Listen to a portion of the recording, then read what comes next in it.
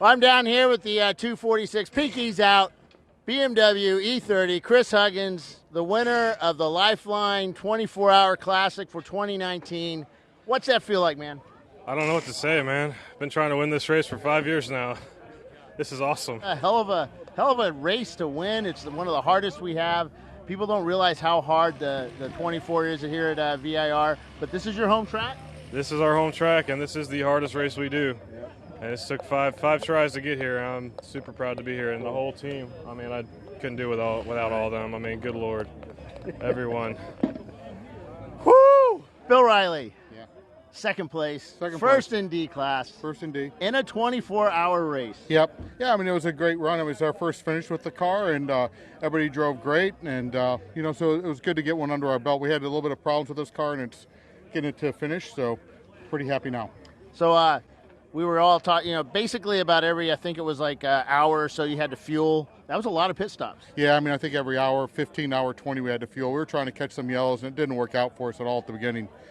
Third place overall against this massive field of just some top cars, top drivers, man. That was pretty tough over 24 hours there at VIR. Yeah, it was seriously tough. We had a great car. We had one small incident. If it wasn't for that, we'd have been up there. But I have to tell you, if it wasn't for the crew, forget the drivers, we would never have been on the podium. We'd have been, at that point, we were 8 laps down from the podium in the middle of the night, and we fought our way back to third, only 5 laps down from the win. So all the credit goes to the crew. The crew killed it. They absolutely killed it. And I was just saying to the guys on the way in, it's incredible. They did 12 pit stops, I think it was. The last one was the very best. It was the smoothest and the best. And that just goes to show you, these guys out here, they're not playing around, man. It's for real. Yeah. So who are your drivers this weekend? Oh, now you're asking me a Jeff question. We got JB. Yeah, thank you. Wait. Okay, so I'm going to go with the easy ones. Yeah. Cameron Evans, Jason Christ, Jesse Clark, I know that. JB. Yeah. Yeah, I know, but last name. No, JB Knopp and John Adams. Thank you very much. I got Charlie to take my last stint, and but you were playing Hollywood up in the studio, I heard.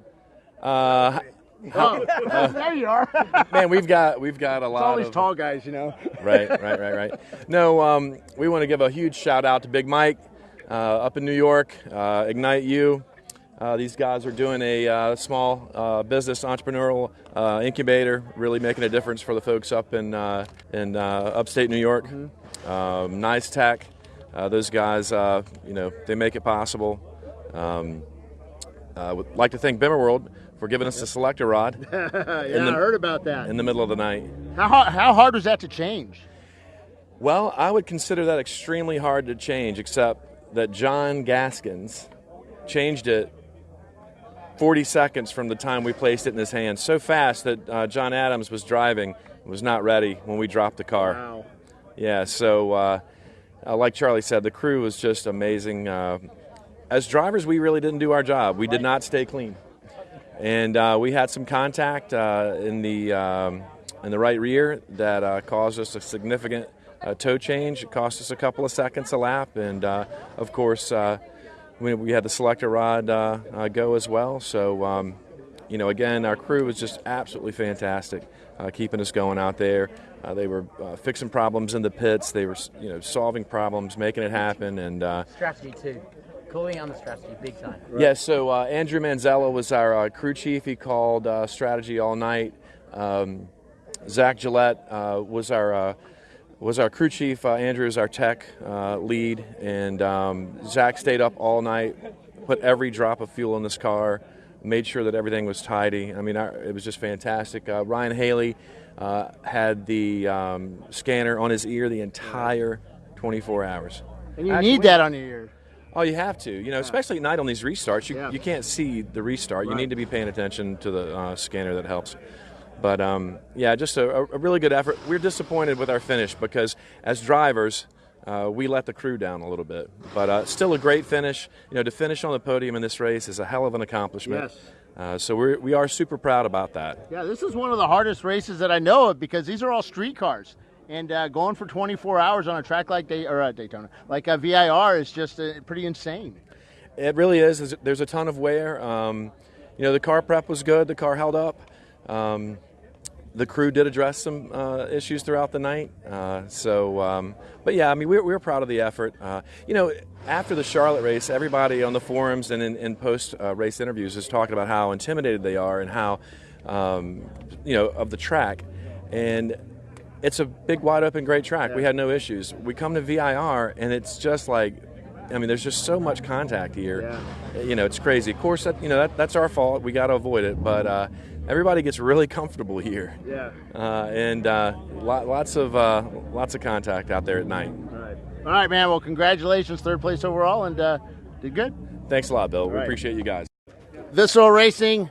Yes, Bill. Man, that was out of heartbreaker. You guys are up and down all night.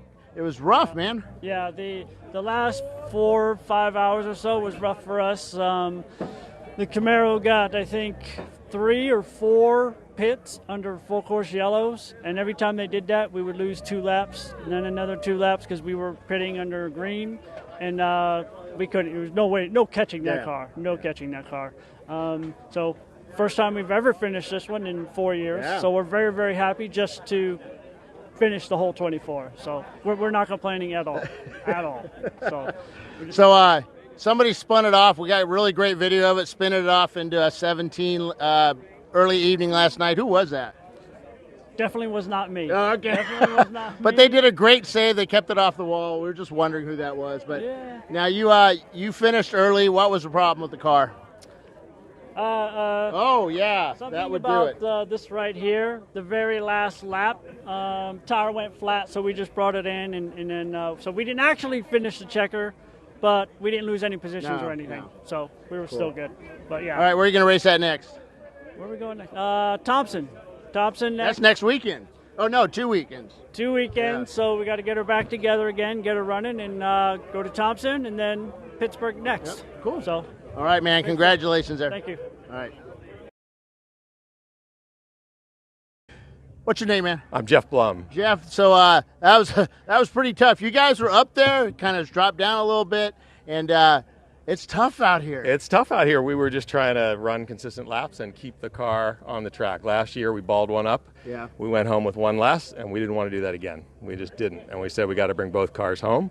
And I think we had one off on the car, and we dropped from P2 to P5 and couldn't scrap it back. But we had a lot of fun. We got consistent laps. Everybody did well. Everybody contributed. Real team effort. That was a great run. Now, it's been tough for you guys over the years. You've been trying pretty much every year that we've been racing here. Shree, come on over, buddy.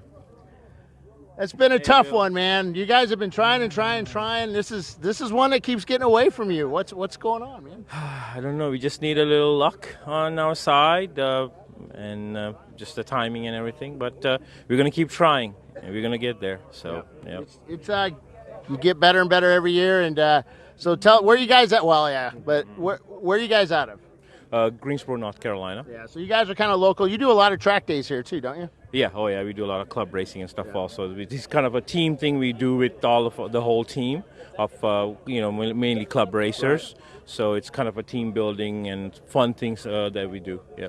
So you have a shop and stuff, don't you, where you work on BMWs? Yeah, we work on mainly BMWs and some Porsches. Yeah, cool. Race cars, track day cars. Right, yeah, cool. Yeah. All right, well, congratulations, guys, and we'll see you the next one. Thank you, all for right. sure. Thanks for a great event. All right, so first class and A class. Little green Miata that could, guys. That was pretty good out there. Absolutely, that was awesome. I think we feel a little bit redeemed from last year because we lost by 10 seconds over 24 hours to our good buddies. Yeah. So finally we were able to bring our first class win home. Did you beat your good buddies? We did, actually. Yeah, we did. We came in second, and then there was another team too. There's 2 other teams we race with, and so yeah, we beat them too. So how does a little Miata here at this big wide open track? I mean, how do you guys keep up with all these cars? Well, first of all, Ralph and Mike V2 Motorsports built an awesome car. So it's nice and light, and it's just actually got a junkyard motor in it, but you just got to stay clean and keep momentum going.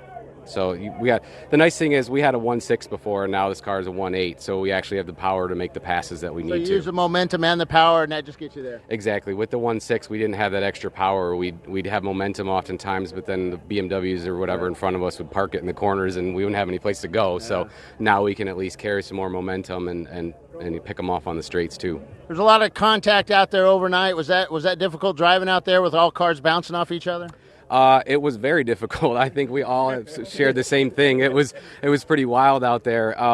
We saw a lot of cars bouncing off of each other, but thankfully we managed to keep this car without one single dent in it. That's awesome. And that's what really is a key, is just to keep it clean the whole time. All right, guys, congratulations and good win. Thank you so much. We have some stars here. I have heard through the paddock, the rumor mill, that you're like the first Daytona 24-hour winner. Well, I was the first Corvette to win GT, the Dorset. Okay, well, that's good enough. Will you buy that? When was that? 1970. Now you guys took an old RX-7, second-gen RX-7, and you guys pretty much kicked butt on a lot of cars out there. We sure did, man. Get to go racing with some of my really good friends and my family. I got my son and my dad, and it doesn't get much better than this. So all three of you guys got to drive this car around the track? He's driven it in the past, but not this weekend. Yeah. So that was pretty rough. I don't think he wanted to be out there last night, man. No. Yeah, he crewed his butt off. Yeah. He and Al Trudeau and my sleep deprivation, Brian Mesco. Who's that kid again? Yeah. No, they, and all my drivers, man, I tell you what, we hit every pit stop spot on. I was the only one to go off. I got bumped and sat in the grass for a little while, but other than that, everyone just nailed their job perfectly. So I'm blown away by this group of guys. I really appreciate it. So did all these young guys here, did they convince you to do the night shift? I opted out. The glare bothers me a little bit, and so I don't know.